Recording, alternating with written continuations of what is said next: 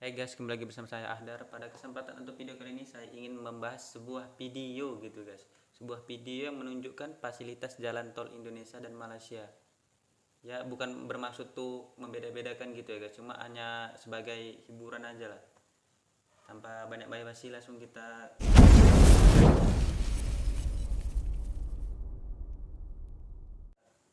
mulai. Halo Oke. Bidikers.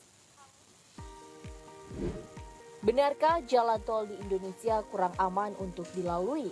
Pertanyaan ini muncul pasca kecelakaan tunggal yang merenggut nyawa Vanessa Angel dan suami beberapa waktu lalu.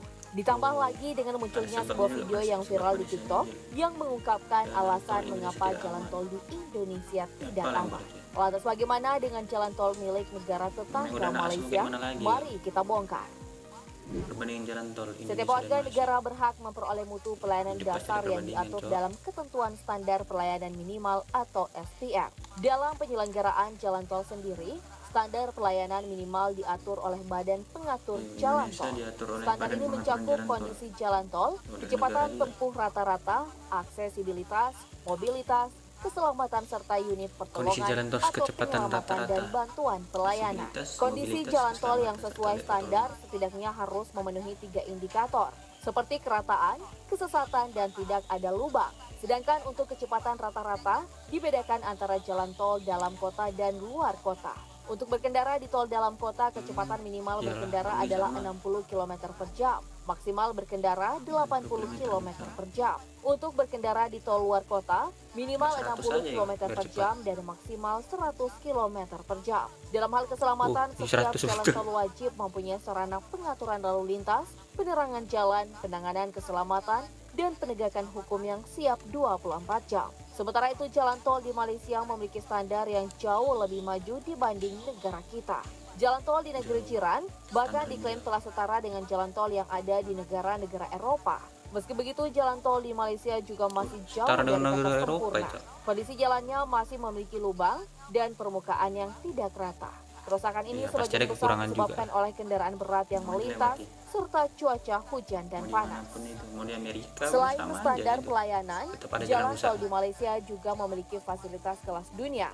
Hal ini bisa dilihat dengan adanya fasilitas tempat peristirahatan atau rest area di setiap 60 km, serta tempat parkir di setiap persimpangan jalan. Di tempat istirahat ini tidak ada pungutan apapun, semuanya gratis, termasuk untuk fasilitas parkir kendaraan, menggunakan kamar kecil dan ibadah. Tersedia pula pondok-pondok kecil untuk merebahkan badan, bersantai atau mengisi perut.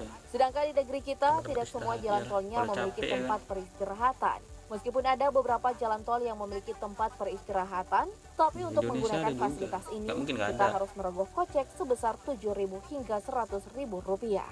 Dan tarif ini biasanya semakin tinggi lagi pada musim mudik. Di Malaysia ada juga fasilitas yang cukup unik.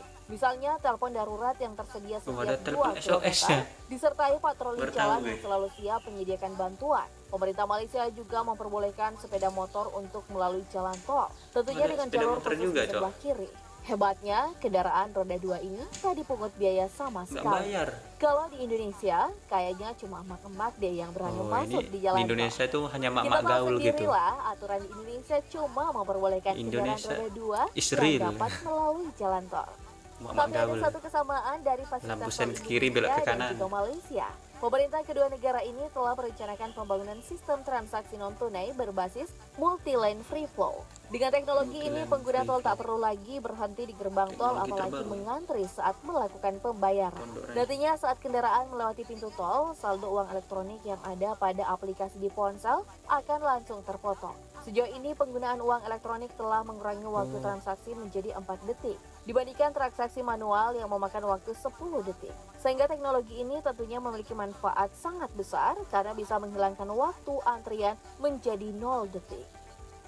Besaran tarif tol juga sangat tergantung dengan kapan investasi tol tersebut berlangsung. Semakin lebih dulu dibangun, maka kemungkinan tarifnya berpotensi lebih rendah karena biaya investasi jauh lebih murah. Selain itu ada faktor lain seperti jenis konstruksi dan medan. Semakin sulit medannya atau banyak menggunakan konstruksi, maka investasinya semakin besar. Sehingga tarif berpotensi semakin tinggi. Tarif tol juga dibedakan berdasarkan berat kendaraan. Rata-rata tarif tol Trans Jawa adalah Rp2.264,6 per kilometer. Di Malaysia ada ruas tol North South Expressway. Kendaraan paling berat hanya perlu membayar sebesar Rp946,3 per kilometer. Sebagai jalan yang berbayar, setiap jalan tol tentunya harus dilengkapi dengan fitur keamanan yang memadai. Malaysia mempunyai fitur keamanan canggih bernama Integrated Traffic Information System. Sistem manajemen lalu lintas ini bahkan telah mulai beroperasi sejak tahun 2005. Sistem ini digunakan untuk pemantauan lalu lintas, kecelakaan, konstruksi, dan situasi lain yang terjadi di jalan tol. Melalui alat CCTV yang memiliki teknologi yang mampu mendeteksi insiden yang terjadi, selain itu ada juga jenis kamera CCTV yang dapat merekam kendaraan yang dipacu dengan kecepatan tinggi. Kamera ini dipasang di beberapa titik yang dianggap rawan terjadi kecepatan. Untuk membatas jalan, Malaysia sudah menggunakan Rolling Barrier Safety System, sebuah alat berbentuk bulat dan dapat berputar ketika terkena hantaman kendaraan. Berbeda dengan pembatas jalan di jalan tol Indonesia yang masih menggunakan baja dan beton. Jadi fungsinya hanya untuk menahan kendaraan saja. Sedangkan sistem pembatas jalan di Malaysia ini dapat mengalihkan arah mobil dengan tingkat kehancuran yang lebih sedikit. Bisa jika dibandingkan dengan mobil negeri gitu, jiran, tabrak Indonesia gitu ya memang kan, terlambat dalam ada melaksanakan pembangunan belok-beloknya infrastruktur gitu. jalan tol. Pada tahun 2017, ketika Indonesia masih memiliki jalur tol sepanjang 984 km, Malaysia sudah membangun jauh lebih panjang, yakni mencapai lebih dari 3.000 km. Sedangkan untuk tahun ini, jaringan jalan tol Indonesia yang sudah beroperasi mencapai 2.391 km. Hingga akhir tahun 2021 ini, ditargetkan ada tambahan ruas jalan tol sepanjang 427 km dari penyelesaian 14 ruas jalan tol. Sehingga target total panjang tol di Indonesia mencapai 2.756 km.